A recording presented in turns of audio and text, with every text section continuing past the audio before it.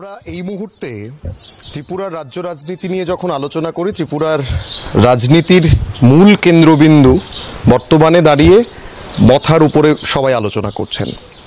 ত্রিপুরা মথা বর্তমানে বিরোধী রাজনীতি থেকে সরে গিয়ে সরকারের সঙ্গে যখন তাদের বোঝাপড়া হলো, তারা যখন সরকারে সামিল হলো, দুজন বিধায়ক তাদের মন্ত্রী হয়ে গেল, তারপর থেকে এক প্রকার বলা যেতে পারে বিভিন্ন জায়গায় তা নিয়ে ক্ষোভ দেখা গেছে, তো কোথাও খুশির হাওয়াও দেখা গেছে।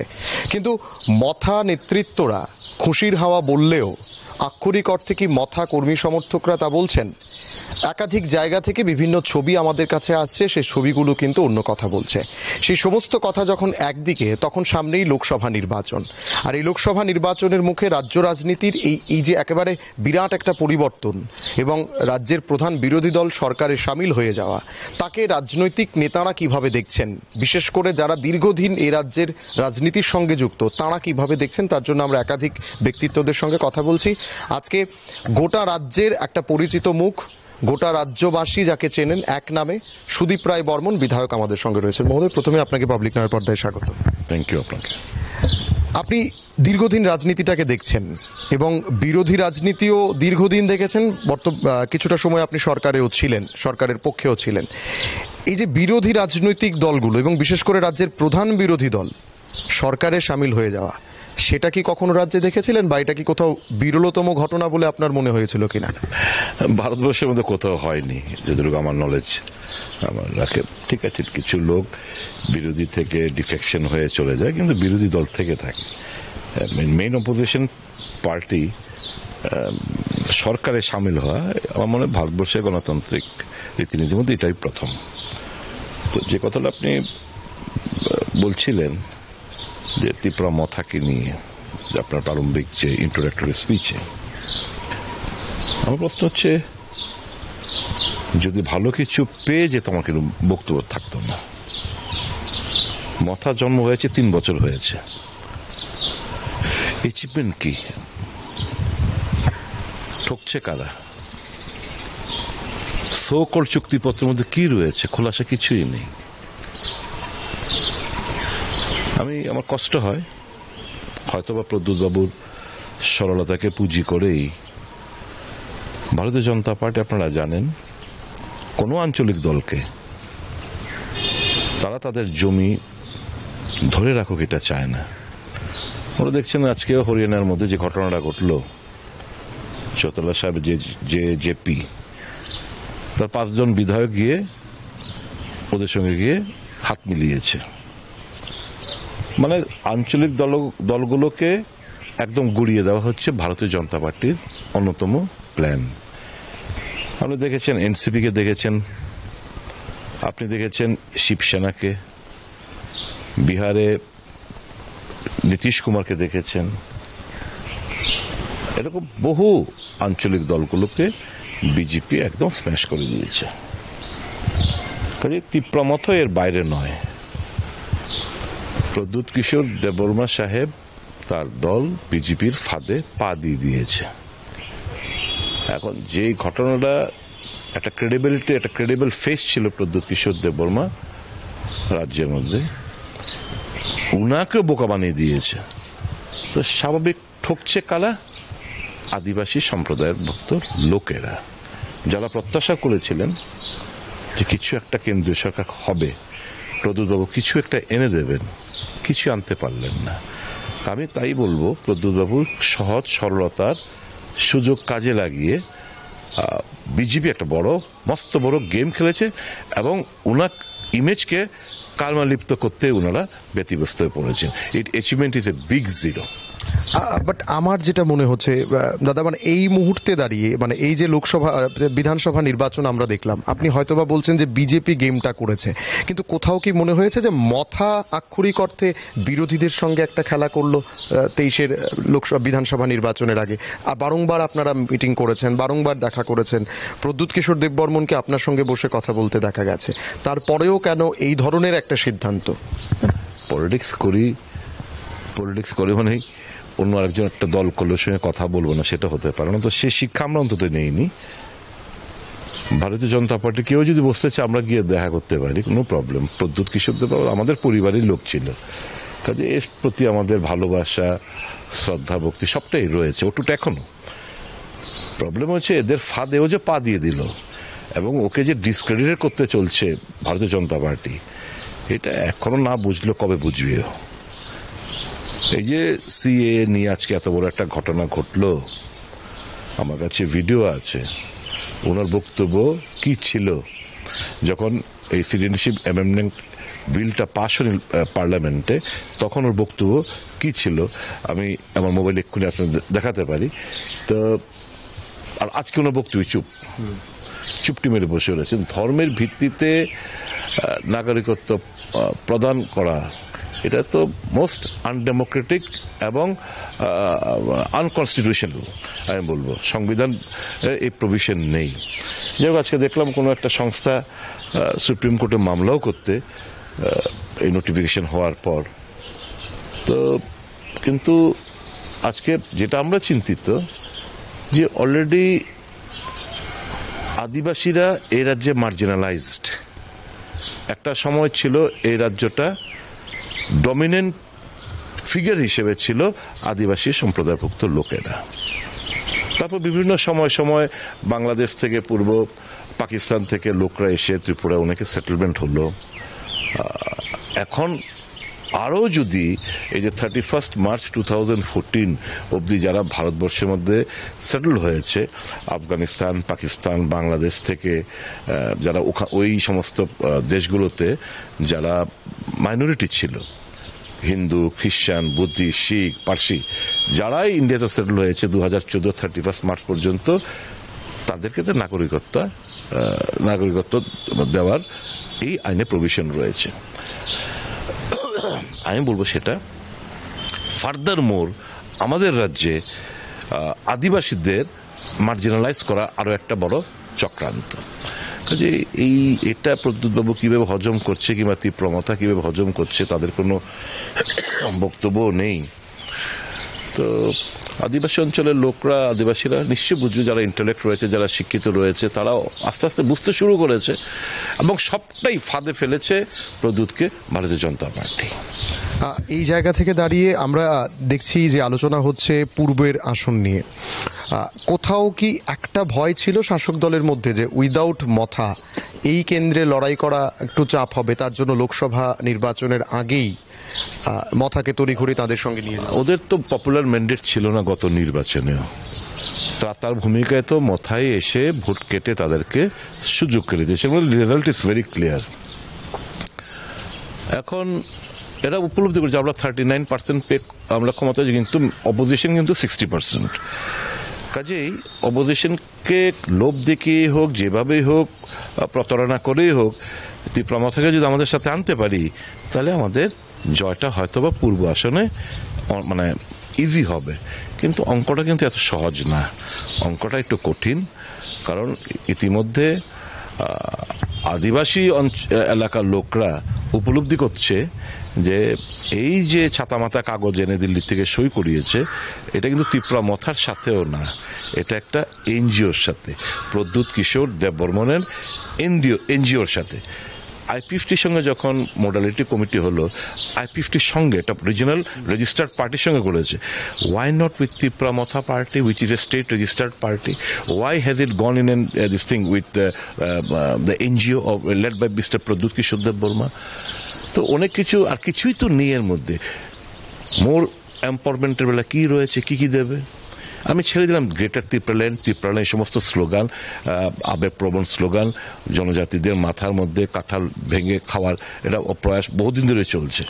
Forget it. আমরা যেটা কংগ্রেস আমরা চাই, ডাইরেক্ট ফান্ডিং, 125তম সংশোধনী বিল পাশ করা পার্লামেন্টে, socio economic and political more empowerment, বিভিন্ন ভাষাগুলোকে সুরক্ষিত রাখা, ককবরকের স্ক্রিপ্ট, রোমান স্ক্রিপ্টে এটা চালু করে, এগুলো তো কংগ্রেসের ডিমান্ড। 371K আমাদের রাজ্যে চালু করা, এই সমস্ত ডিমান্ড নিয়ে তো কংগ্রেস দীর্ঘদিন ধরে আমরা আমাদের আন্দোলন আমরা করছি, যতটুকু আমাদের to the best of our ability. এখন আদিবাসী লোকরা হয়তোবা আমাদের উপর এতটা রিলাই করতে পারছিলেন না, যার প্রেক্ষিতে তারা হয়তো প্রদ্যুৎ কিশোরের মধ্যে বেশ কিছু আশা প্রত্যাশা করেছিলেন। কিন্তু ultimately end of the day the biggest losers যদি কিছু হয়ে থাকে আর দ্য আদিবাসী জনগোষ্ঠী। আর এই জিনিসটার পর মানে আপনার কি মনে হয় যে এইভাবে রাজনীতি করা, প্রথম তিপ্রাল্যান্ড আইপিএফটি করলো, তারপর তার আগে আরেকটা শব্দ জুড়ে দিয়ে গ্রেটার তিপ্রাল্যান্ড করে ভোটে আসা, এডিসিতে কাজ করা, যদি এখনো পর্যন্ত এডিসিতে কি উন্নয়ন হয়েছে, 4 বছরের উপর সরকার হতে চললো, এই সরকার এডিসির সরকার কি কাজ করলো তা নিয়ে এখনো অনেক প্রশ্ন উঠছে। তো তারপরে যদি এই ধরনের কোনো আর আঞ্চলিক দল রাজ্যে তৈরি হতে চায়, তখনও কি আদিবাসী আমাদের যারা জনজাতিরা রয়েছেন তারা কি একইভাবে বিশ্বাসটা করবে? আমার তো মনে হয় না প্রদ্যুৎ কিশোর দেববর্মার পর আর কোনো আঞ্চলিক দল মাথা তুলে এই রাজ্যে দাঁড়াতে পারবে, আমার বিশ্বাস হয় না। আর সত্যি কথা বলতে কি, এডিসি কংগ্রেস দিয়েছে 23 অগস্ট 1984 6 শিডিউলের মাধ্যমে ত্রিপুরাকে উপহার দিয়েছে এডিসি শ্রীমতী সোনিয়া গান্ধী। রাজীব গান্ধী আসার পর রাজ্যে শান্তি ফিরিয়ে আনার জন্য পপুলেশন মোতাবেক রাজ্যে 17টা আসন সংরক্ষিত ছিল। টিএনভি অ্যাকর্ডের মাধ্যমে ওরা দাবি ছিল যে না 17 থেকে বাড়িয়ে 20 করো, শান্তি চুক্তি বহাল রাখার জন্য, শান্তি চুক্তি অ্যাকর্ডটা সাইন করার জন্য সংবিধান সংশোধন করে 17 থেকে বাড়িয়ে এটাকে 20 করা হলো।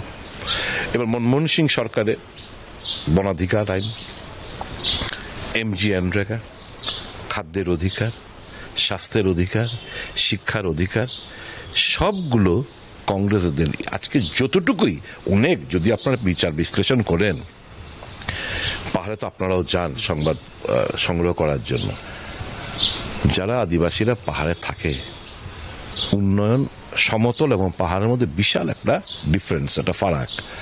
তো এটা যদি আমরা মিনিমাইজ না করতে পারি, তাহলে তো এই ধরনের স্লোগান নিয়ে বিভিন্ন আঞ্চলিক দলগুলো গিয়ে তাদেরকে সেন্টিমেন্ট ইমোশনটাকে প্লে করে তাদের ফায়দা লোটার জন্য এই জিনিস করেই বেড়াচ্ছে, একদম বহু আগের থেকে এই করে বেড়াচ্ছে, এখনো করে বেড়াচ্ছে। আমার এপিল থাকবে, other than Congress no political party can ever think of the overall development of the indigenous people কিংবা আদিবাসীদের সার্বিক উন্নয়নের জন্য একমাত্র কংগ্রেসই যথেষ্ট ভূমিকা নিয়েছিল এবং আগামী দিনও নেবে। এবার আসা যাক লোকসভা নির্বাচনে। রাজ্যে 2টি আসনে লোকসভা হবে, পশ্চিম ত্রিপুরা এবং পূর্ব ত্রিপুরা। পশ্চিমে ইতিমধ্যেই কংগ্রেস তাদের প্রার্থী ঘোষণা করেছেন, আপনাদের দলের যিনি সভাপতি তিনি লড়াই করবেন পশ্চিম ত্রিপুরায়। ঠিক অন্যদিকে বিজেপির তরফে প্রার্থী করা হয়েছে রাজ্যের প্রাক্তন মুখ্যমন্ত্রী বিপ্লব কুমার দেবকে। আপনি যখন বিজেপি দলে ছিলেন একটা দীর্ঘ লড়াইয়ের কথা শোনা যেত বিপ্লব দেবকে নিয়ে, যে সুদীপ বর্মন এবং বিপ্লব দেবের মধ্যে অনেক কোনো আনাগোনা হয় না, সেখানে অনেক দূরত্ব রয়েছে। আপনি বলতেন যে দুর্নীতিগ্রস্ত একজন মুখ্যমন্ত্রী যদি থাকতেন তাহলে উনি, বিভিন্ন সময় আপনি সেটা বলেছিলেন। কিন্তু এই জায়গা থেকে দাঁড়িয়ে পুনরায় বিজেপি ওনাকে ফেস করলো, সেখানে আশিস বাবুর ক্ষেত্রে লড়াই করাটা কতটা সহজ, বা আপনি পশ্চিম ত্রিপুরাকে কিভাবে দেখবেন? ভারতীয় জনতা পার্টির হায়েস্ট অথরিটি ভালোই জানবেন কেন উনাকে সরানো হলো মুখ্যমন্ত্রী থেকে। আবার কয়েক বছর বাদে উনাকে আবার পার্লামেন্টে এনে দাঁড় করিয়েছেন। যদি ভারতীয় জনতা পার্টির হায়েস্ট অথরিটি ভেবে থাকেন যে মানুষের স্মৃতিশক্তি খুব স্বল্প মেয়াদী, মানুষ ভুলে গেছে তার কারনামা, কাজে নতুন করে পাঠাও, এটা বিজেপি মস্ত বড় ভুল করছে। কেউ ভুলেননি। এটা অজানা আতঙ্ক বিরাজমান ছিল আমাদের আগেকার মুখ্যমন্ত্রীর জামানায়। পাবলিক ওয়েলফেয়ারের জন্য কোনো সচেষ্ট ছিল না, যার প্রেক্ষিতে আমরা কি বোকা? আমরা ক্ষমতা, এরা যে ত্রিপুরা এরা গেল, একটা এন্টার জনগোষ্ঠীকে মাথা বিক্রি করে এরা মন্ত্রিসভায় সামিল হলো। আর আমরা ক্ষমতা সমস্ত কিছু ছেড়ে দিয়ে মানুষের স্বার্থে, মানুষের আওয়াজকে প্রতিষ্ঠিত করার জন্য শাসক গোষ্ঠী ছেড়ে আমরা বিরোধী খাতার নাম লেখালাম। Where is the evaluation? People is to evaluate. মানুষ তো এটার ইভ্যালুয়েশন করতে হবে। কাজে প্রার্থীর বেলায় Ashis Biplab Deb is no match. আমরা শুধু এতটুকু আপিল করতে চাই জনসাধারণের কাছে, গণতন্ত্রের শেষ কথা আপনারাই। অজানা আতঙ্ক, ভয় ভীতি সমস্ত কাটিয়ে একদম সকাল সকাল আপনারা বেরোবেন ভোট প্রদানের ইতিহাস ত্রিপুরা রাজ্যে রয়েছে, সেরকম মেজাজ নিয়ে আপনারা ভোট প্রদান করবেন। জনসাধারণ যদি ভোট দানে অবাধে ভোট দেয়, কোনো সন্দেহ নেই বিপুল ভোটে আশিস বাবু জিতবেন। এখন এটাই চ্যালেঞ্জ, এই লড়াইটা শুধু কংগ্রেসের না, এই লড়াইটা আম জনসাধারণের ভার্সেস ফ্যাসিবাদীর লড়াই। এই লড়াইটা দেশের মানুষের স্বার্থে, দেশের মানুষের লড়াই, দেশকে অখণ্ড রাখার এটা লড়াই, বেকারদের লড়াই, কৃষকদের লড়াই, শ্রমিক মেহনতি মানুষ, খেটে খাওয়া মানুষের লড়াই, সরকারি কর্মচারী পেনশনার্সদের লড়াই, এসসি এসটি ওবিসি তাদের জাতি জনগণনা লড়াই। এই লড়াইটা কাজেই আপামর জনসাধারণ লড়াই, এই লড়াইটা আমাদের জিততেই হবে। বিজেপি তাদের আগের যিনি প্রার্থী ছিলেন, বর্তমানে কেন্দ্রীয় প্রতিমন্ত্রী ওনাকে করা হয়েছিল, ওনাকে সরিয়ে বিপ্লব দেবকে আনা কি মনে হতে পারে বা কি কারণ হতে পারে? একেবারে যাকে সর্বোচ্চ একটা মানে সাংসদ হওয়ার পর যদি মন্ত্রী, অনেকে ক্যাবিনেট মিনিস্ট্রি হয়, তারপর ইউনিয়ন মিনিস্ট্রি মানে যেটা প্রতিমন্ত্রী থাকে সেটা হয়, সেখানেও প্রতিমা ভূমিকা নেওয়া হয়েছিল। তারপর এবার যখন মানে ওনাকে এই আসন থেকে দাঁড় করানো হলো না, পেছনের কারণটা কি হতে পারে? অনেক কারণ আছে। আমার বিশ্বাস যাকে বাদ দেওয়া হয়েছে, প্রতিমা ভৌমিক মহোদয়াকে, উনি জানেন তার পেছনে ছুরিটা কে মেরেছে। It is none other than Biplab Kumar Deb. It is none other than Biplab Kumar Deb. মানে উনি এই কেন্দ্রে দাঁড়ানোর জন্য, এই আসনে দাঁড়ানোর জন্য এটা করেছেন। Absolutely, absolutely. কি কারণ হতে পারে? মানে পুনরায় রাজ্য রাজনীতিতে বার্তা দেওয়া, বর্তমান মুখ্যমন্ত্রীকে একটা বার্তা দেওয়া, मैं आ रहा हूं। दिल्ली हाईएस्ट अथॉरिटी को बार्ता देगा, देखो सब विधायक मेरे लाइन पे आ गए, इनको कोई पसंद नहीं कर रहा বর্তমান মুখ্যমন্ত্রীকে। এই সমস্ত একটা বার্তা দেওয়া, আবার ওই একটা অপরচুনিটি খোঁজার। কাজেই যার হাত ধরে বিপ্লবের আগমনী রাজ্যে প্রতিমা ভৌমিক মহোদয় হাত ধরে বিপ্লবের এই রাজ্যে আসা, তাকে পিছনে ছুরি মেরেছে বিপ্লব কুমার দেব। মানে আপনি কি একটা দুরভসন্ধি করছেন যে রাজ্যে পুনরায় এই জিনিসটার পর রাজ্যে আবারও একটা মুখ্যমন্ত্রীর বদল, চেহারার বদল হতেও পারে, এই ধরনের কোনো? উনার মতলবটা আমি বলছি। এটা কি হবে না হবে তো একমাত্র বিজেপি হায়ার আপস বলতে পারবে।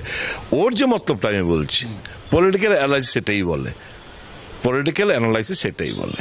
ঠিক। এবার আমি খুব ছোট্ট একটা ইন্টারভিউ করছি, তার জন্য আমি এবার পূর্বে চলে যাচ্ছি। পূর্বে কিভাবে লড়াইয়ের রাস্তা দেখছে বিশেষ করে ইন্ডিয়া জোট, বাম, কংগ্রেস, তারা কিভাবে এই পূর্বের আসনে জয়ের লক্ষ্যে তারা লড়াই করবে, যাতে করে একদিকে যখন মথা বিজেপি তারা সেখানে লড়াই করবেন, আমরা যেটা শুনতে পাচ্ছি প্রদ্যুৎ কিশোর দেববর্মনের যে কোনো একজন বোন সেখান থেকে লড়াই করতে পারেন এখনো পর্যন্ত, হয়তোবা যদি বিজেপির প্রতীকে হয় কফিনের শেষ পেরেকটা পুঁতবে, যদি প্রদ্যুৎ কিশোর রাজি হয়। আমি জানি না আলটিমেটলি কি হবে। যদি আপনার কথার প্রেক্ষিতে বলছি, যদি প্রদ্যুৎ কিশোরের আইদার অফ দ্য সিস্টার্স যদি বিজেপির প্রতীক চিহ্নের লড়াই অবতীর্ণ হয়, ওই প্রদ্যুৎ কিশোর দেববর্মার ত্রিপুরা মথার পার্টির কফিনের শেষ পেরেকটা পুঁতে দেবে বিজেপি। এতটুকু আমি বললাম। মানে একেবারেই সেখানে যদি মথার সিম্বলে হয়, উল্টোটাও যদি হয়, বিজেপি না হয় মথা হলে, মথা বেঁচে যাবে, মথা টিকে থাকবে, কিন্তু পার্সেন্টেজের লড়াইয়ে সেখানে বাম কংগ্রেসের জয় একেবারেই অবশ্যম্ভাবী, অবশ্যই হবে। ঠিক। একেবারেই শেষ প্রশ্ন, এই লোকসভা নির্বাচনের আগে আপনি যেহেতু আপনার কনস্টিটুয়েন্সি পশ্চিমের মধ্যে পড়ছে, সেখান থেকে দাঁড়িয়ে এই গোটা আপনার এলাকার যারা রয়েছেন তাদেরকে কি বার্তা দেবেন এবং বিশেষ করে গোটা রাজ্যবাসীকে এই লোকসভা নিয়ে আপনার কি বক্তব্য থাকবে? উপনির্বাচনে আমার এলাকার ভোটারদের কাছ থেকে সারা রাজ্যের মানুষদের কাছে আমি অনুরোধ করব যে আমার এলাকার মানুষ যেভাবে ভয় ভীতি সারা রাজ্যের গুন্ডা পান্ডা এনে জড়ো করেছিল 6 আগরতলা বিধানসভা কেন্দ্রে, সুদীপ রায় বর্মনকে হারাতে হবে, কংগ্রেসকে হারাতে হবে, তারপর যেই মেজাজে যে সাহসিকতার পরিচয় দিয়ে 6 আগরতলা বিধানসভা কেন্দ্রের গণদেবতারা যেভাবে এগিয়ে এসে ভোট প্রদান করেছিলেন, আপনাদেরকে একটা কিভাবে পথ চলার একটা রাস্তা দেখিয়েছেন, সে পথটা আপনারা অনুসরণ করবেন। সকাল সকাল গাদায় গাদায় সব একজোটে আপনারা বেরিয়ে আসবেন, ভোট প্রদান করবেন, নির্ভয়ে ভোট প্রদান করেন। আমরা আপনাদের পাশে ছিলাম, আছি, ভবিষ্যতে থাকবো। অসংখ্য ধন্যবাদ। এতক্ষণ আমাদের সঙ্গে ছিলেন রাজ্যের একজন জনপ্রিয় বিধায়ক এবং খুব পরিচিত মুখ ওনাকে বলা চলে। রাজ্য রাজনীতির একেবারে প্রত্যেক কটা আঙুন উনি দেখেছেন। সেখান থেকে দাঁড়িয়ে এই গোটা কয়েকদিনে ঘটে যাওয়া ঘটনা, বিশেষ করে বিরোধী দলের সরকারে সামিল হওয়া, সমস্ত কিছু নিয়ে ওনার সঙ্গে আলোচনা করার চেষ্টা করেছি এবং একই সঙ্গে লোকসভায় বাম কংগ্রেস কিভাবে লড়াই করবে সেটাও আমরা আলোচনা খানিকটা করার চেষ্টা করেছি। ক্যামেরায় শুভজিতের সঙ্গে আমি প্রসেনজিৎ। আপাতত দ্য ডিবেট অনুষ্ঠান এখানেই শেষ করছি। ভালো থাকবেন, সুস্থ থাকবেন আর অবশ্যই দেখতে থাকবেন পাবলিক নাও। নমস্কার।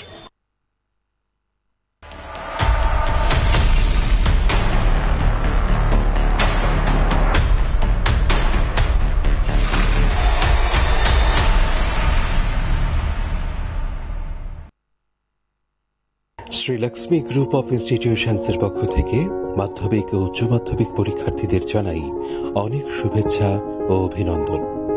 জীবন গড়ার পথে এই পরীক্ষা হয়ে উঠুক অন্যতম নির্ণায়ক ও ইতিবাচক একটি প্রক্রিয়া। শুভেচ্ছান্তে শ্রীলক্ষ্মী গ্রুপ অফ ইনস্টিটিউশনস। যোগাযোগ 9066776746।